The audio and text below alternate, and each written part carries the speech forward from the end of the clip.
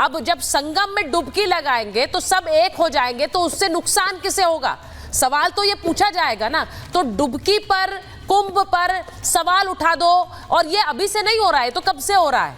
मैं एक बार राज मिश्रा जी, आचार्य जी आपसे पूछ रही हूँ, कुंभ की डुबकी के लिए वो बार बार ये कह रहे हैं कि भाई हिंदू हैं तो हिंदू सवाल भी तो उठाएंगे, ये कह देना कि सारे पाप कर लो और फिर कुंभ में डुबकी लगा लो, सारे पाप मुक्त हो जाओगे, ये बात कही उन्होंने।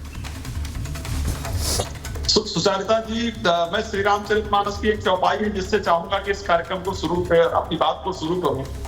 गोस्वामी तुलसीदास जी ने श्री रामचरितमानस में कहा कि तेई सहाय न नगर बढ़ावा और चोर न चांदनी रात सुहावा। सनातन का अगर इतना बड़ा प्रचार हो रहा है, सनातन का अगर इतना बड़ा आयोजन हो रहा है, तो इस प्रकार जो चोर होते हैं ना, बड़ा क्लियर कहना चाहता हूं, ये बरसाती मेढक है, ठीक है, बड़ा क्लियर बता रहा हूं। ऐसी परिस्थिति पहले भी हुई है, ये सनातन का बहुत बड़ा यज्ञ है। राम जी जब गए हैं विश्वामित्र जी के साथ और विश्वामित्र जी यज्ञ का आयोजन करते हैं, तो मारीच सुबाहु वहां एक काम किया करते थे, वो आकर के उस यज्ञ को भंग करने के लिए कुछ ना कुछ किया ही करते थे। उसमें कभी हड्डी डालने का प्रयास किया करते थे, कभी मांस डालने का प्रयास किया करते थे। तो ये आज जो कुछ मारीच और सुबाहु निकल करके आ रहे हैं ना, उनको वास्तविकता में सनातन का ये यज्ञ बर्दाश्त हो ही नहीं रहा है, और इन बरसाती मेढकों को बर्दाश्त नहीं होगा। इस चीज को ध्यान रखिएगा। अब एक बात मैं बता देता हूं, विवेक जी कह रहे थे कि नहीं साहब सबको बराबर का मिलना चाहिए, इनको मिलना चाहिए, उनको मिलना चाहिए। अरे भाई, किसने मना किया और हमारे यहाँ कब नहीं मिला है, जरा बता दीजिए। हमारे यहाँ अलग अलग मदरसे, अलग अलग मजार, अलग अलग मस्जिद, अलग अलग चर्च नहीं होती है। हमारे यहाँ एक ही मंदिर होता है जहां सब लोग जाकर के स्नान करते थे, जहां सब लोग जाकर दर्शन करते हैं। हमारे यहाँ एक ही घाट होता था। और विवेक जी एक बात बता दूं, उठाकर श्री रामचरितमानस प्लीज पढ़ लीजिएगा। श्री रामचरितमानस में भगवान राम के राज्य का बाकायदा वर्णन है। गोस्वामी तुलसीदास जी ने लिखा है, राजघाट सब विधि सुंदर वर मज्जै तहां वर्ण चारियु नर। जहां पर चारों वर्णों के लोग, ध्यान रखिएगा, सुनिए, हमारे यहाँ जातियां सिर्फ एक दूसरे की मैरिज इत्यादि जो स्पिरिचुअल कार्यक्रम है उसके लिए जनरली था, जो लौकिक कार्यक्रम था, लेकिन जातियों को जो लड़ने का काम किया, पंडित जी पूजा कराने के समय का काम किया ना, वो आप जैसे लोगों ने किया, लोगों ने आकर के किया। और पूजा के पहले शास्त्रों में किसी जातिवाद का वर्णन नहीं है। हमारे शास्त्र में बाकायदा लिखा कि जन्मना जाए ब्राह्मण। हमारे यहाँ किसी देखिए आचार्य जी, जो आचार्य जी आप बात कह रहे हैं, जो हिंदू धर्म या फिर जो सनातन धर्म का पालन करता है वो इस बात को अच्छी तरह जानता भी है। मुमताज जी को लीजिए जरा स्क्रीन पे। वो ये इस बात को भी अच्छी तरह जानता है कि बिना पश्चाताप के भी पाप से मुक्ति नहीं है। तो वो पश्चाताप के बिना भी पाप से मुक्ति कैसे होगी? और ये कह देना, ये तो सिर्फ इतने एक चलन है और एक जो शुरू से कुंभ के लिए कहा जाता रहा है, लेकिन अगर उसको इतनी गंभीरता से लेकर ये कह दिया जाए, विवेक जी जैसा आपने मान लिया कि हाँ भाई हर पापी पहुंच रहा है और डुबकी लगा रहा है और पाप मुक्त हो रहा है, ऐसा हर भक्त नहीं सोचता है। ये भी एक सच्चाई है। कोई भक्त ऐसा सोचता नहीं है जितने भी पाप कर लो और जाकर डुबकी लगा लो और हम पाप मुक्त हो जाएंगे। उत्तर प्रदेश में ऐसा होता नहीं सर, समाप्त हो जाएगा, ऐसा नहीं होता है सर।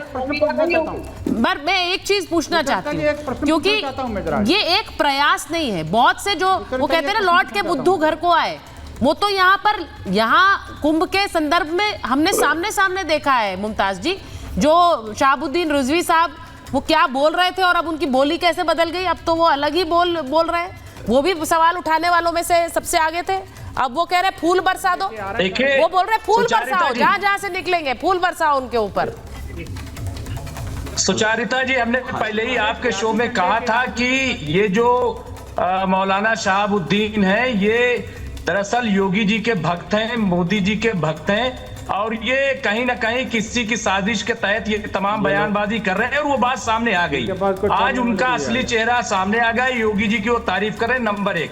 नंबर 2 ये कि ये बताइए, जब हम ये कह रहे हैं कि हजारों साल से कुंभ होता आया है, तो ये बवंडर क्यों हो गया? ये योगी जी की और मोदी जी की सरकार में इतना तूफान क्यों आ रहा है? क्यों इतना? दरअसल इसकी वजह सिर्फ ये है कि 2024 के लोकसभा चुनाव में पूरी तरीके से भाजपा आ रही है उत्तर प्रदेश में, उसको समझ में नहीं आ रहा है कि वोट बैंक को मजबूत करने के लिए अगर योगी जी को कोई वोट देता है तब तो वजह ये महाकुंभ को इशू बनाया जा रहा है।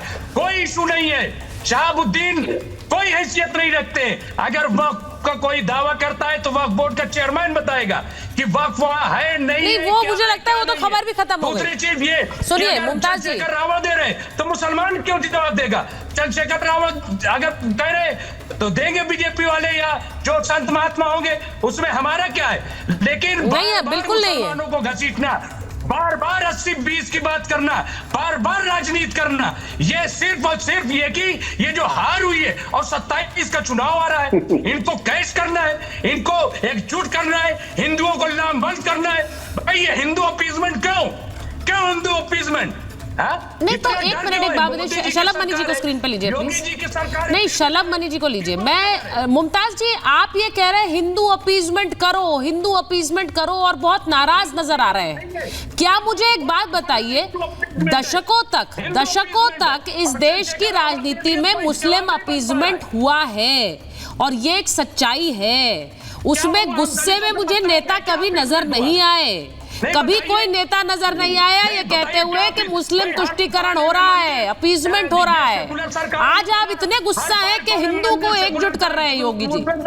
आरएसएस इतनी पावरफुल सेकुलर सरकार में हो गई शलभ मनी जी, 2002 में, लेकिन नहीं, मैं एक बार शलभ मनी जी के पास जा रही हूँ। शलभ मनी जी, हिंदू एकता को लेकर बहुत नाराज दिख रहे हैं कि हिंदुओं को एक कर रहे हैं, क्या ये हिंदू अपीजमेंट कर रहे हैं? हाँ सुचरिता जी, मैं तो बड़ा हैरान होता हूँ। कुछ लोग मूर्खतापूर्ण बातें करते हैं कि भाजपा हार गई, भाजपा बुरी तरह हारी। अरे इस देश के तीसरी बार रिकॉर्ड बनाकर प्रधानमंत्री श्री नरेंद्र मोदी जी हैं।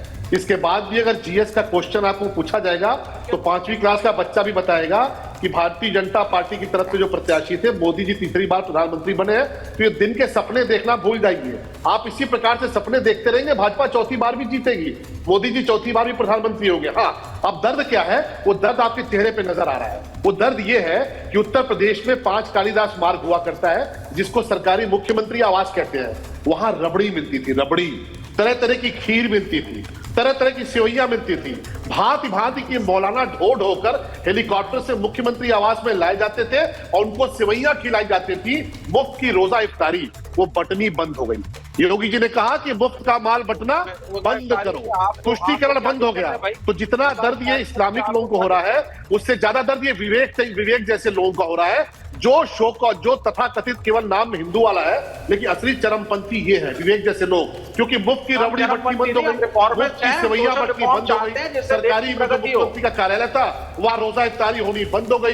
ये गोल टोपी लगा लगा के विवेक कुमार जैसे लोग पहुंचते थे, ये गोल टोपी लगा लगा के खाते थे, तो ये मुस्लिम तुष्टीकरण नहीं था।